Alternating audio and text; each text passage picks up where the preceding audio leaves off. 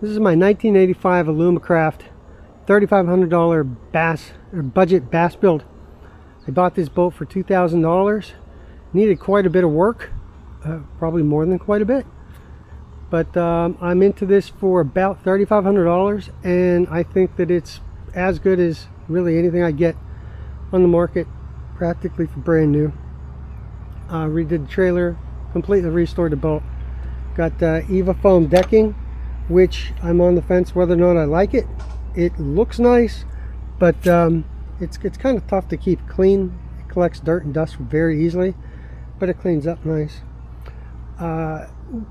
Replaced all the wood on the deck with 3/4 inch primered and sealed plywood. I also coated the entire thing with fiberglass resin, and then I coated it with mold resistant hull barrier paint. So I think we should be pretty good. This ought to last the lifetime of the boat now, hopefully. The front of the boat was this was all bare.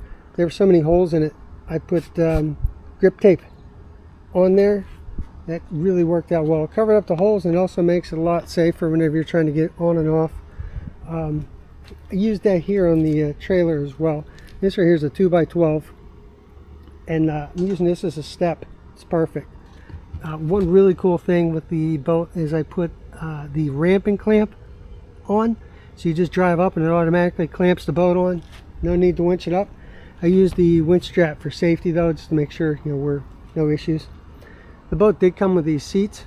Had to clean those up a lot, and I also added the offset seat posts. Those are nice, love them. The trolling motor I had on my John boat.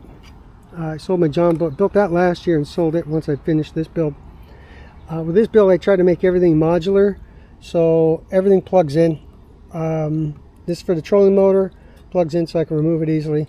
This plug right here is for the fish finder. I just need to get a new transducer for that.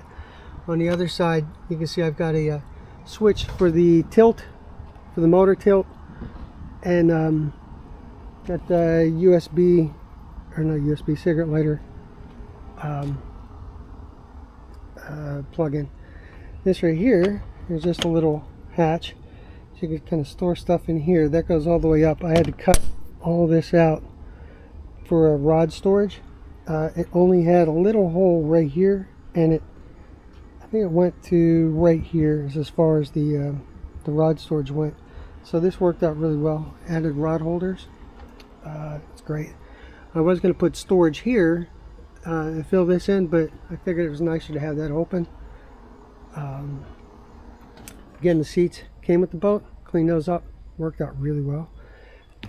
If you look inside, finished the inside of the storage with the same Eva foam. It's pretty cool. Right here I added this right here. Originally only had this hatch right here for the back, so whenever I redid this I kept the hatch. I added fuel tank. I'll show you that in a second. But my crank battery I put over here, so my rear crank battery is here. Put it off to the left to try and offset the weight of the driver. Added bungee cords for rod storage again, so you can just lay the rods in the back here. This right here is a plug-in, so I can charge my trolling motor battery, actually all the batteries. So I've got the 100 amp hour lithium battery for the trolling motor and the lights and anything that plugs in. I've got a 20 amp hour lithium battery for the fish finders. I've got the one on the console and the one I'll be putting up front. And then we've got the crank battery here.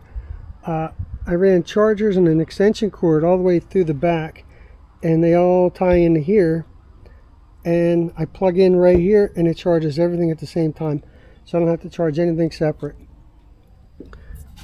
Inside the hatch I put in a 12-gallon fuel tank, and you can see I added the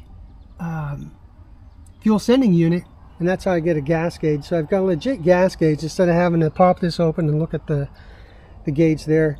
If you look, that's also a brand new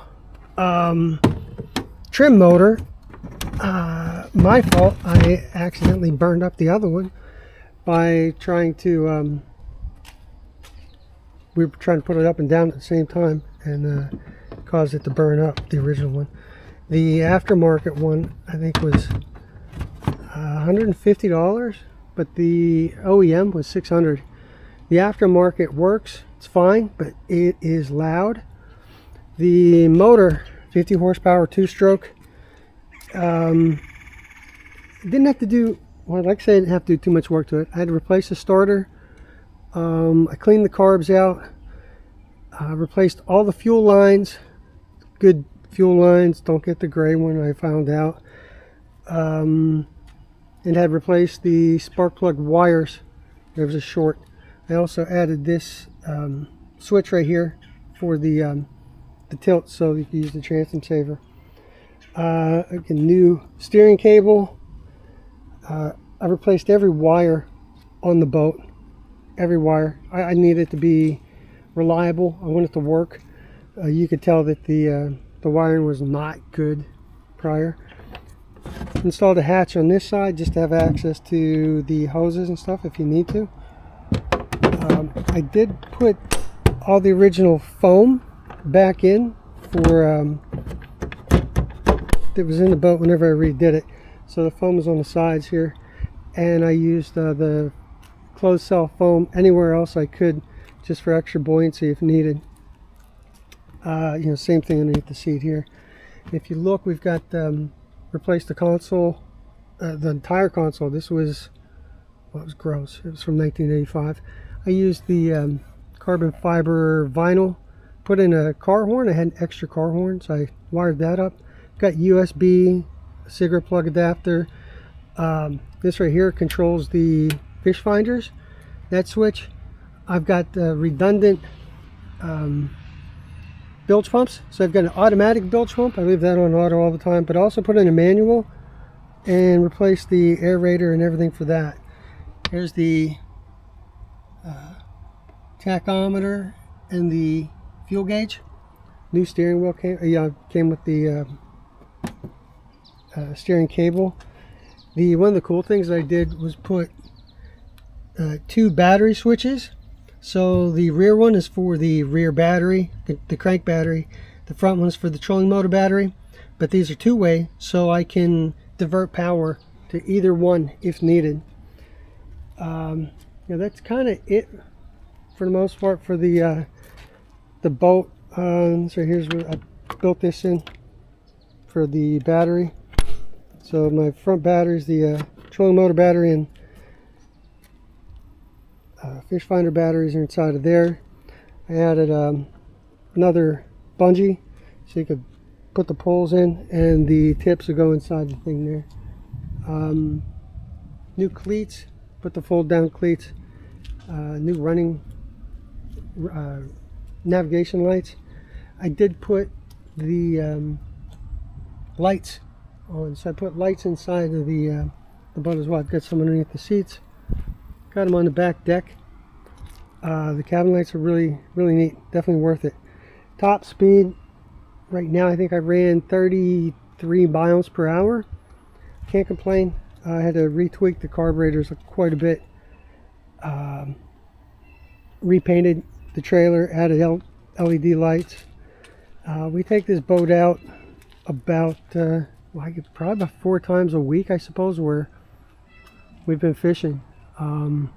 The only thing that I haven't done, I've got the live well. It's in the center here, and it's kind of garbage. I have no desire to put any fish near. I don't keep fish anyway, so I'm going to put a cooler in there. I considered making it refrigerated, but I don't know that I want to use the power.